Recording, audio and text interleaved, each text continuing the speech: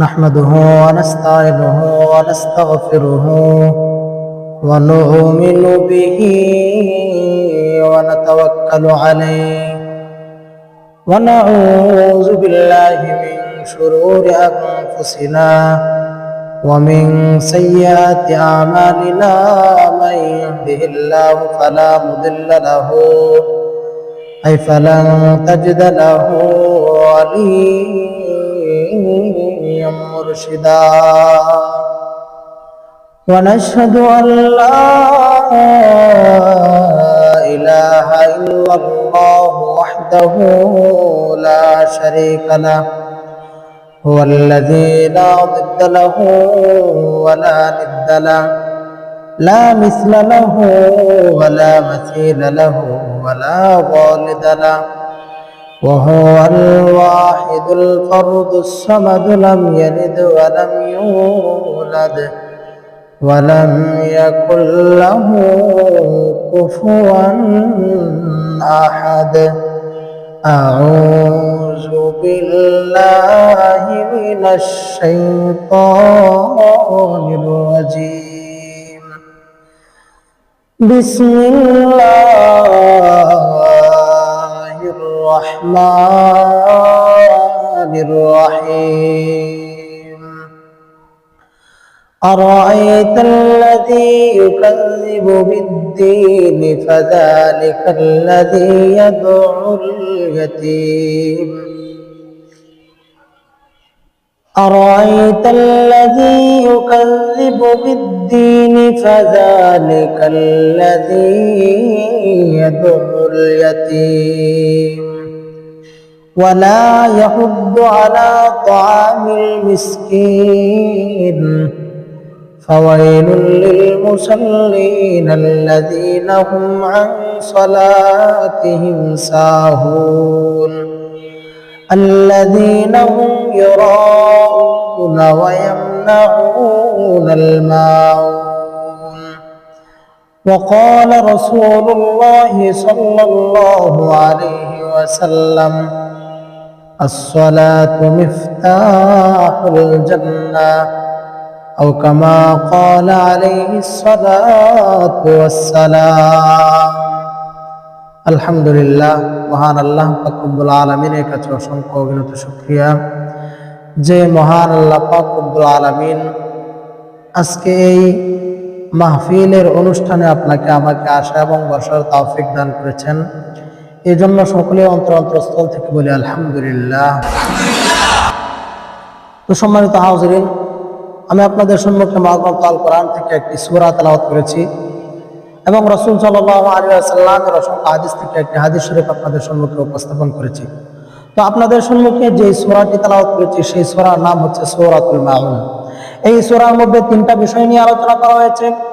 এক নাম্বার, যারা এতিমদেরকে কষ্ট দেয় এবং এতিমদের ধন সম্পদ যারা লুণ্ঠন করে আত্মসাৎ করে তাদের ব্যাপারে আলোচনা করা হয়েছে। দ্বিতীয় নাম্বার, যারা নামাজ পড়ে কিন্তু নামাজের মধ্যে তাদের মন থাকে না, তাদের ব্যাপারে আল্লাহ তাআলা এই কোরআনের মধ্যে এই সূরার মধ্যে আলোচনা করেছেন। তৃতীয় নাম্বার, যাদের কাছে ছোটখাটো জিনিসপত্র চাওয়া হয় তাদের কাছে থাকা অবস্থায় তারা না করে দেয়, ওই সমস্ত লোকদের ব্যাপারেও এখানে আলোচনা করা হয়েছে। আল্লাহ পাক রব্বুল আলামিন বলেন আরাআইতাল্লাযী ইউকাযযিবু বিদ্দীন ফাযালিকাল্লাযী ইয়াদুল ইয়াতীম। ওগো আমার বন্ধু, জানো কিয়ামতকে কারা অস্বীকার করে জানোনি? কিয়ামতকে ওই সকল লোকেরা অস্বীকার করে যারা এতিমদেরকে ধাক্কা দিয়ে বের করে দেয়। আরাআইতাল্লাযী ইউকাযযিবু বিদ্দীন ফাযালিকাল্লাযী ইয়াদুল ইয়াতীম। জানো কারা কিয়ামতকে অস্বীকার করে? কিয়ামতকে ওই সকল লোকেরা অস্বীকার করে যারা এতিমদেরকে ঘাড় ধাক্কা দিয়ে বের করে দেয়। এতিমদের ধন সম্পদ যারা লুণ্ঠন করে তারাই কিয়ামতকে অস্বীকার করে। সুতরাং এই আয়াত দ্বারা বোঝা যায় যারা এতিমদের উপর অত্যাচার করে, এতিমদের ধন সম্পদ আত্মসাৎ করে তারাই কিয়ামতকে অস্বীকার করে। আর যে ব্যক্তি কিয়ামতকে অস্বীকার করবে তার ঈমান কোনো কাজে আসবে না। কিয়ামতের দিন তার ঠিকানা হবে জাহান্নাম। রাসূল আকরাম সাল্লাল্লাহু আলাইহি ওয়াসাল্লাম তার হাদিসের মধ্যে বলেন, যে ব্যক্তি এতিমদেরকে স্নেহ করে আদর করে তার মাথায় হাত বুলিয়ে দিবে, ওই হাত বুলিয়ে দেওয়ার কারণে তার হাতের নিচে যতগুলা চুল পড়বে প্রত্যেকটা চুলের বিনিময়ে আল্লাহ তাআলা তার আমলনামায় নেকি লিখে দিবেন। এই জন্য আমার ভাইয়েরা, এতিমদের ব্যাপারে বড় সতর্ক থাকতে হবে।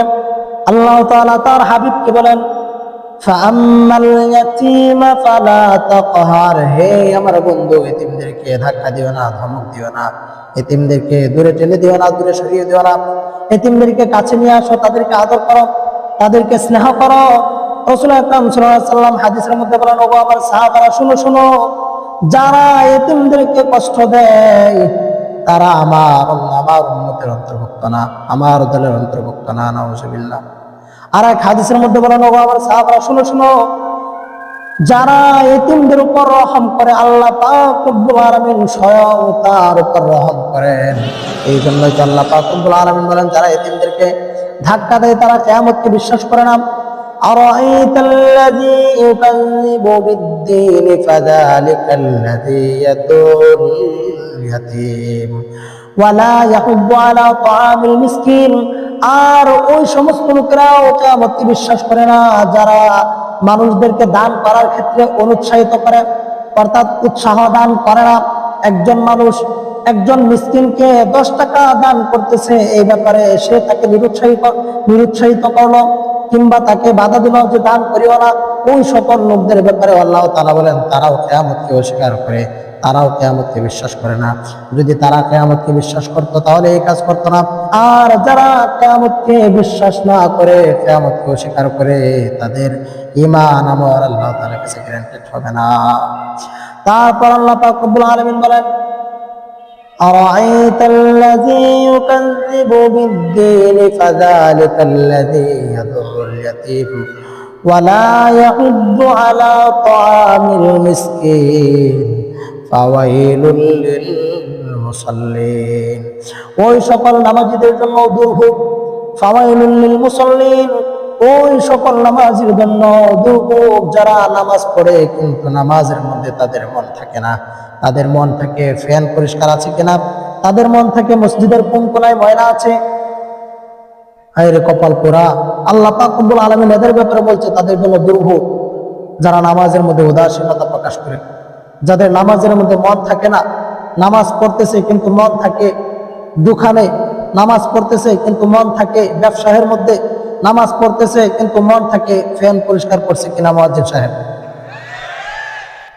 আল্লাহ পাক রব্বুল আলামিন তাদের ব্যাপারে বলেন, ফাওয়াইলুল লিল মুসাল্লিন আল্লাযীনা হুম আন সালাতিহিম সাহুন আল্লাযীনা হুম ইয়ারাউনা ওয়া ইয়ামনাউনাল মাউন।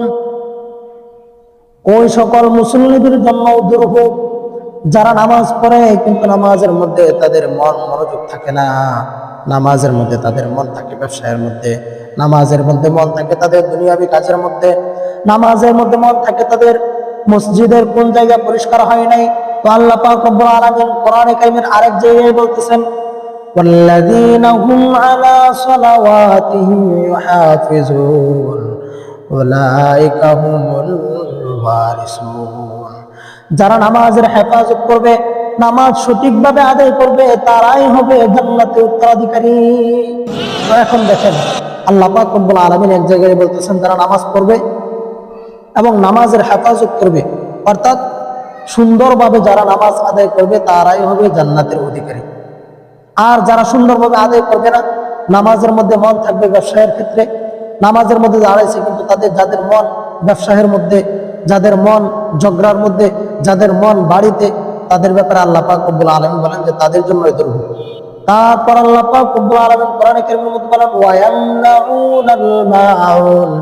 আর ওই সকল লোকেরাও কিয়ামতকে অস্বীকার করে, কিয়ামতকে বিশ্বাস করে না। যারা তার প্রতিবেশীদেরকে সামান্য জিনিস দিতে অস্বীকার করে, তার কাছে ওই জিনিসটা থাকা সত্ত্বেও সে না করে, এটা একটা দূষণীয় বিষয়। আল্লাহ পাক রব্বুল আলামিন এই দোষটা কোরআনে কারীমের মধ্যে তুলে ধরেছেন।